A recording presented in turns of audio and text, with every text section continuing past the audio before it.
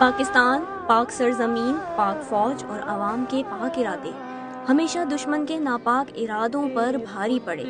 تاریخ کے اوراق جوانوں کے بے مثال اور لازوال جذبے کی ان گنت کہانیوں سے بھرے پڑے ہیں جو پوری قوم کو یکجہتی کے جذبے سے سرشار کر گئے۔ اس قوم کے جذبے اور حب الوطنی کی بات شروع ہوئی تو میری عمر کم پڑ جائے گی، اس لیے آج ہم بات کریں گے ان East Pakistan civil armed forces کے جوانوں کی جن کا تعلق بہاری کمیونٹی سے ہے۔ انہوں نے 71 میں پوری قوت سے دشمن فوج سے ٹکرا کر انہیں شش و پنج میں مبتلا کر دیا۔ گولی لگنے اور ہاتھ کٹوا کر بھی ملک کے لیے جان دینے کا جذبہ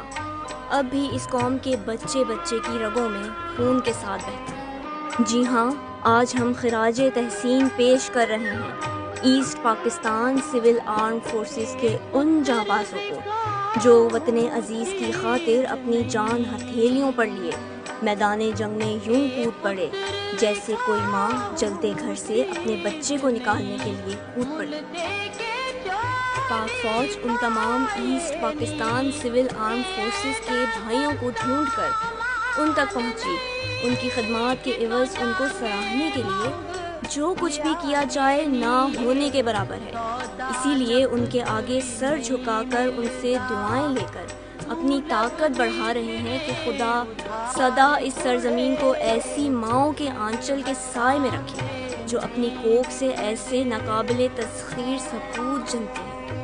اسی اثنا میں پاک فوج نے East Pakistan civil armed forces کے جوانوں کو خراج تحسین پیش کرتے ہوئے کراچی، لاہور، حیدرآباد، پشاور اور اب راولپنڈی میں مختلف تقریبات کا انعقاد کر رہے ہیں تاکہ ان نوجوانوں کی خدمات کو سراہا جا سکے اور وہ اپنے آپ کو فخریہ طور پر پاک فوج کا حصہ سمجھ سکیں۔